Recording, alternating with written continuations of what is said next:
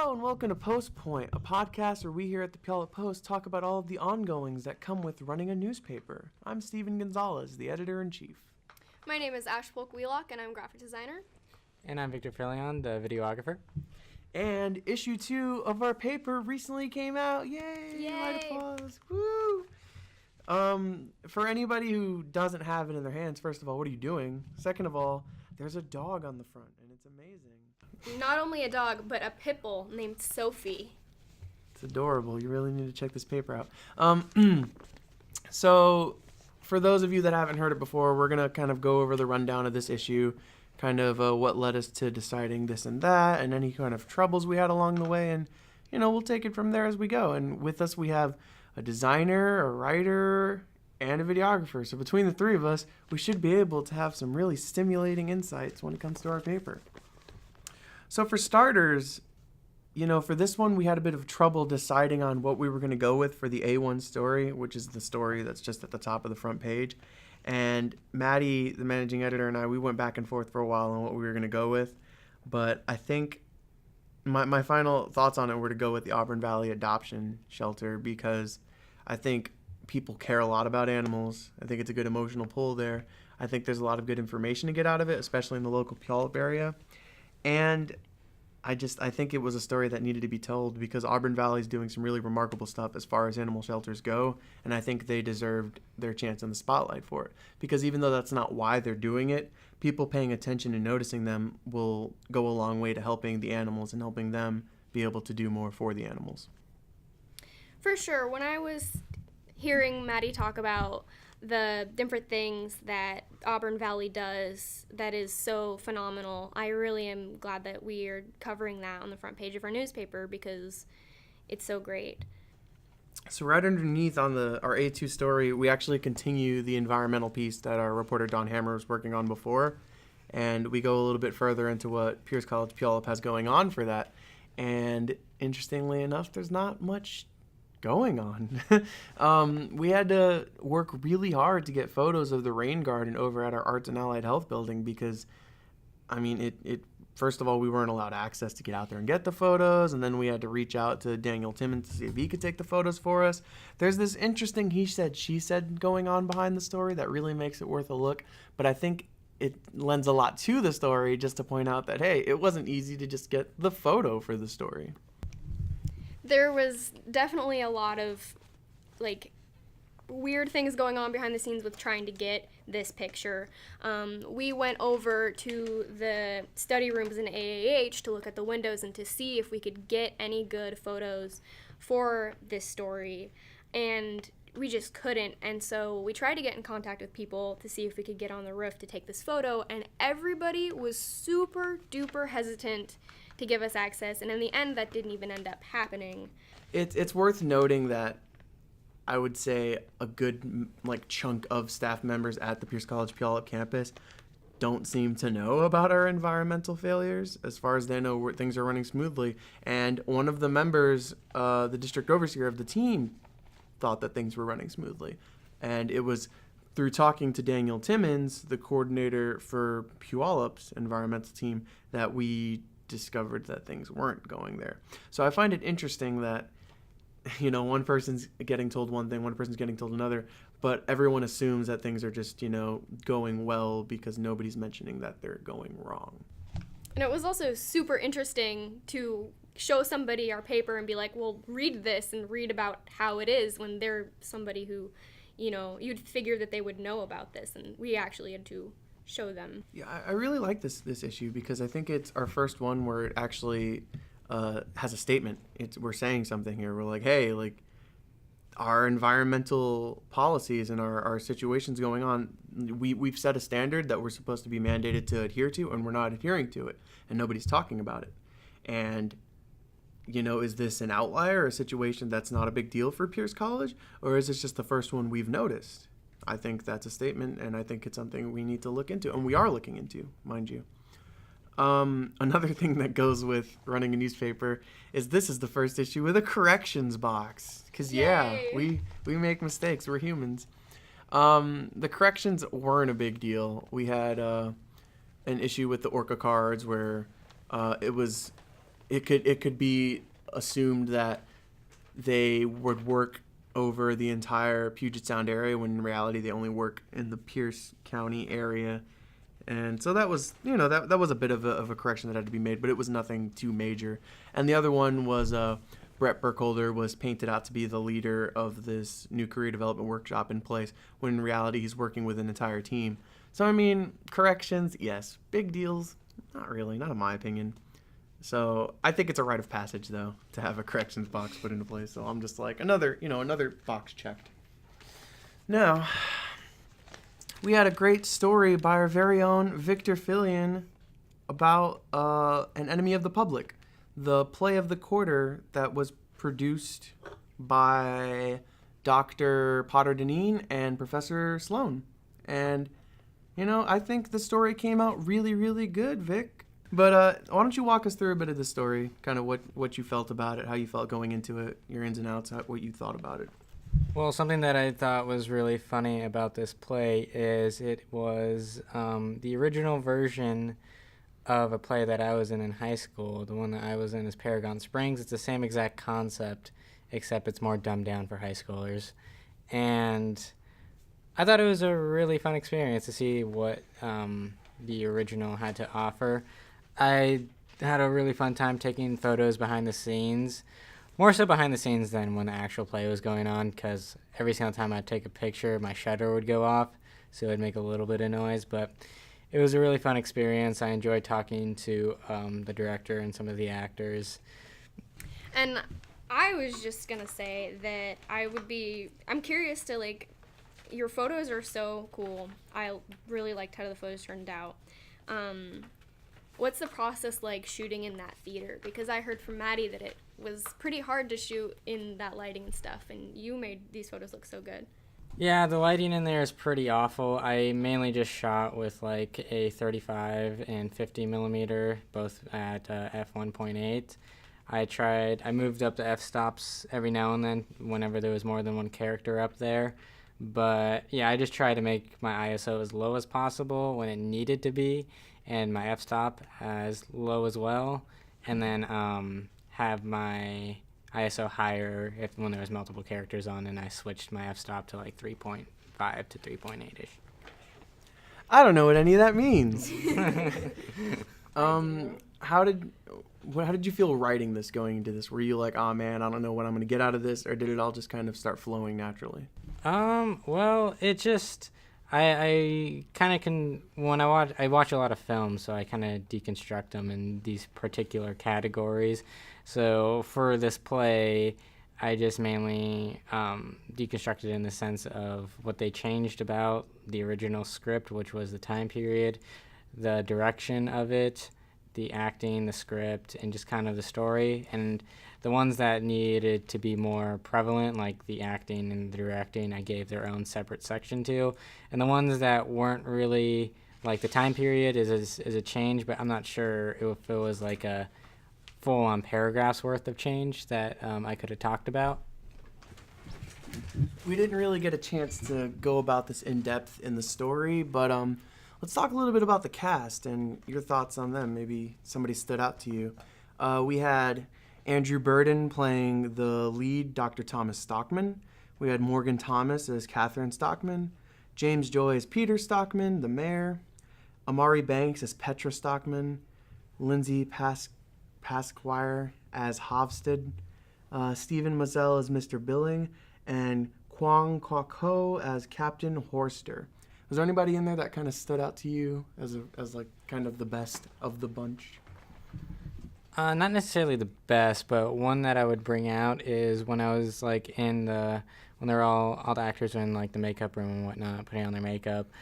The lead actor, Dr. Thomas Stockman, he was actually suffering from a cold and whatnot, so he was in the bathroom for a bit, and you could tell he was his sinuses and whatnot, he was sick.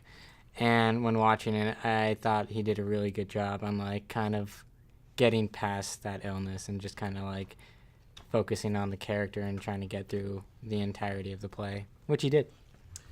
Yeah, I'm remiss to say I didn't actually get to view the play, so I don't have any real opinion on how Andrew performed. A lot of these others I've performed with myself because I was in our previous play, and he's kind of new. And so it's interesting to me that he showed up brand new, got the lead, and you just mentioned how he powered through a cold. He must be pretty good. Really wish I'd seen the play. The stage direction for this one involved both Josh Potter Deneen and Samuel Sloan. Since you were also there for the last production, Rosam's Universal Robots, which didn't really have Sloan so much as involved, would you say there was any sort of specific difference that you could tell in the stage direction? Just the stage itself. You guys had it to where the stage was in the middle of the audience and there was an audience on either side. I can't remember what that one's called, that type of theater. But this one, it was just more traditional, like the stage was in front of the audience, and then there was just the audience on one side of the auditorium.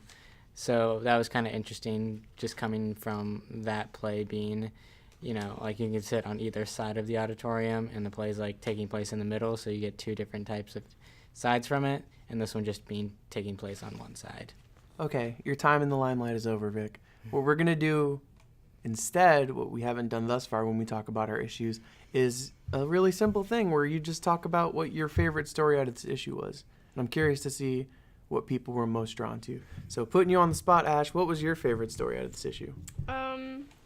Okay, so I have a couple of different thoughts. So I really liked the concept of our Instagram piece, just for the sake of, I thought that was really, cool and different, and design-wise, it was really fun to put together. And so I thought that was really cool. But in terms of, writing, I actually found Don's PPD and Seattle Police Department comparison really interesting because something interesting to note about that is I made the graphics for it, and so when I first read the story, I was kind of baffled at the fact that they don't have statistics for the breakdowns. They only have the percentage white population and then other. And so I thought that was an interesting concept to bring light to because I had no idea why that would be. And so I thought that was important to note. Yeah, it's funny, Don, I sat down with Don Hammer, who wrote that one as well, and when we spoke about that, and who she had reached out to, I'm not sure if that was Captain Portman specifically, but I know she had reached out to someone about this matter, and they didn't have it recorded at all. It would have been one thing, I would argue, if they just saw fit to not, if they, for whatever reason, they were unwilling to release the information. I think, to me at least, that kind of makes some sense. But to not have it recorded at all, I'm not sure exactly what that says, but it's not a good thing. It seems, I don't know, either callous and negligible, or I don't know, maybe there's just not enough information there. But if that's the case, there should still be some sort of demographic. It doesn't, I'm not one to pass judgment, but it doesn't look good in their light to not have that information, especially if someone goes sniffing around for it. But yeah, Vic, your favorite story? Mine's more of a non-serious and more of a smaller piece. Star is Born movie review, just because I watch a lot of films, and one of the things I love doing with people is just kind of talking and debating films. Now, I haven't got a chance to see A Star is Born yet, but I still like reading other people's reviews and thoughts on films I haven't seen.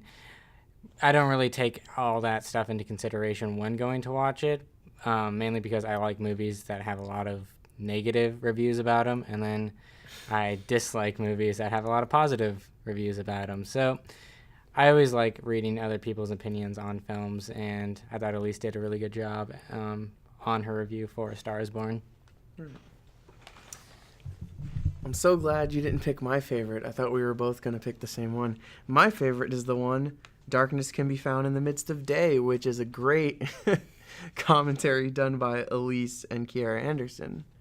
I don't want to give him too much publicity, but Vox Day is a writer and lead editor at the Castalia House Publishing, and he helps write and design these comics called Alt Hero, and it's I can't even talk about it seriously. it's insane is what it is. There's so many derogatory statements towards women in this. There's so much like racism. It's really demeaning, and it boggles the mind that something like this can be created, let alone popular, which is the real problem. That this thing is popular on Amazon. It has great reviews. People follow his YouTube channel. I think, and I hate to take us to a more serious tone, but I'm remiss to not mention this real quick. I think that as an era between these last couple generations, we've come across to an era where we're getting we're far more accepting than we were back in the day. I think as time goes on, we're getting more accepting. And then moments like this happen where there's this white supremacist creating a comic book that people are following, and it makes me think we haven't tread much ground at all, really. Yeah, when this story was coming together and we were talking about a graphic for it, and we were looking at this, man in Vox Day and the kind of things that he says and what he's known for, it was mind-blowing. From my understanding, he kind of like wrote a white supremacist manifesto of sorts and just crazy stuff like that. And so it was definitely, I was really glad that we were bringing light to this, because yeah, he is super popular and it doesn't make any sense to me. Yeah, I was really wary to even put this in the paper at all, because there's that saying that all press is good press. There's no such thing as bad publicity. I don't want anybody getting his name out of this, but at the same time, you can't allow things like this to go unchecked. And while being a newspaper, it's our job to sort of run the middle line and stay objective in most things, I think we can all agree, obviously not, but I think we should all agree that in most scenarios, any sort of discrimination shouldn't be tolerated. So it's kind of sad that this exists like this, and people are buying it, and it's doing well enough that he can support himself off of this sort of thing. It's like a career propagated off of hate. It's not great. On a less serious note, in order to do this piece, we had to get one of the comics, and so we had this comic laying around the office, and it was really funny because I kept shoving it at people like, you need to read this, and then I just watched their face get more horrified as they continued and saw the sort of things that, this dude puts in his comics. It was funny because it was so bad that it's funny. Like, it's hard to take it so seriously, like, because this dude is so outrageously out there. Yeah, another thing I found myself saying about this a lot to people was that if you take away the racism, the discrimination, take away all of the terrible undertones and overtones in the story, and it's still an objectively bad comic book. Yeah. Like, the art is not good, the story writing is terrible, there are words that are legitimately just misspelled and left there, and I don't understand. I think the hate is what's making it popular, because if you took all that out, you would just have a really, really crappy rendition of the Justice League. We did, in the very beginnings of the story coming together, we caught a glimpse of a couple minutes of a live stream he was doing on YouTube, and, like you said, Stephen, I do think that what is attracting people to this is a lot of, is the hate in it, because in this live stream, the live chat was full of people just saying awful things. Instead of asking about his comic or, saying how good his comic was, it was about, these people, I don't like them, So I definitely feel like you're right on that, sadly. So if you heard our podcast, our episode where we talked about the first issue, you knew that we went through some pretty bad printing problems, and it was sad, and the staff box wasn't, you couldn't even read it. It was illegible, and there were just random ink, like, mess stains all over the place. I am happy to say that this one is improved considerably. Yeah, in our first issue 1, the flag was completely torn apart and grainy, and I'm so glad it didn't turn out that way this time. And we're still having, like, weird striping issues with the photos. But in comparison to last issue, everything is doing so much better. color-wise, the weird, like, stains everywhere, there's less of that. It's still there a little, but some of that is going to happen just due to the nature of printing a newspaper. And so I'm glad that it turned out so much better, because it's hard to spend an entire week working so hard and dedicatedly towards something, and then to receive it in print and to be disappointed with how it looks, not due to the work that you've put in, but due to something completely out of your hands. And so I was really happy when I saw it, and it wasn't, what's the word? The mess that it was. Yeah, it wasn't a mess. Yeah, and not everybody's here, and I always feel bad when I have to give out kudos, and not people aren't here to receive the kudos. But as a staff, we need to take a moment and really credit ourselves, because our advisor Teresa, she had very little to do with this one. Not in a sense to bash her, but in a sense to say we've come so far, we didn't have to rely on her to help us with this one. Really, we from the beginning to getting it together to putting it out, this one had our hands on it the whole time. And it feels really good to do that. It feels good to know that we made it that far. For sure. It was super awesome to, CO and I, the graphic design team, we sat down and we made, a style guidebook for, what we want the paper to look like that we're going to follow for every issue here on out. You'll notice that we changed the font, we changed the color of the word Puyallup in our flag, and changed a couple other fonts. So now we only have 3 fonts rather than, the collection of 5 or 6 that we had previously. And so that was super awesome to be able to have that sort of independence to sit down with her and to, really make this set in stone and this is how we're going to do it. And it's going to be consistent and it's going to look great. And so it was super awesome to have that kind of independence there, and that we did it and it came together. So, and with this issue, it was no different. But lately, Maddie and I have been trying really hard to get all the reporters to drum up more ideas, so our idea production comes together a lot better. But and the reporters have been doing that phenomenally.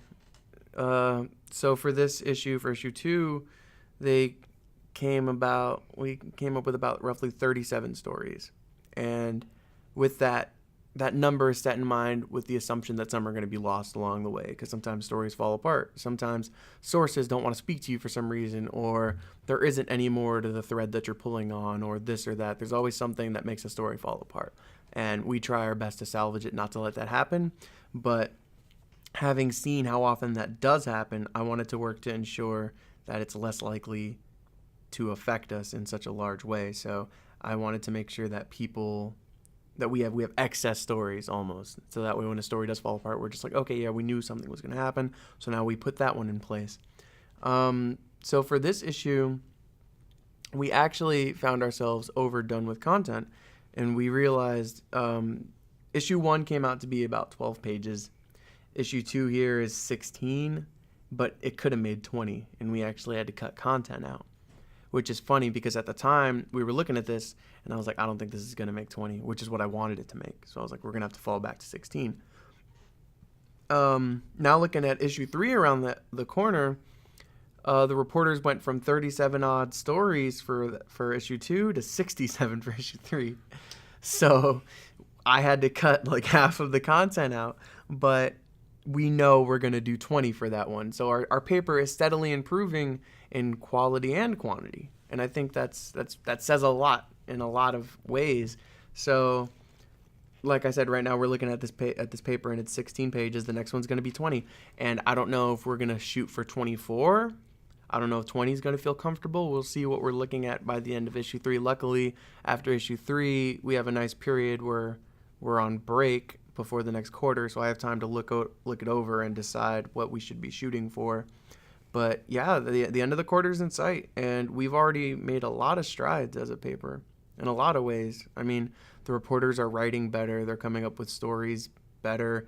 As far as the design goes, from our orientation issue to now, we've set the standard in a lot of ways that we're like, this is what it's going to be like. And when future staff members of the future Puyallup Post look at this, that's what they're going to think to themselves. They're going to be like, this is what the paper ought to be like.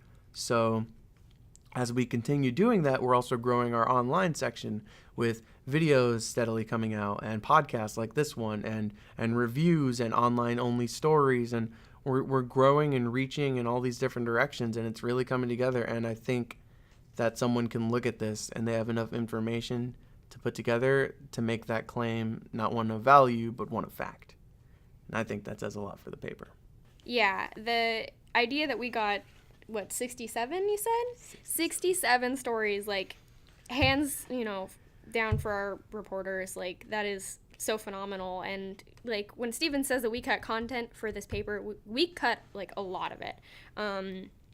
We were having a ton of issues fitting everything on the page. And so we definitely could have made it be 20 pages. And so I'm really excited for the future in issue 3, and hopefully, with 20 pages, like, we'll have enough space for all the amazing content our reporters do, and so we won't have to cut that as much, hopefully. This has been the Post Point. Join us next week when we have our special guest, Captain Portman from the PPD, and giving us some insight on what goes on in the department. Bye.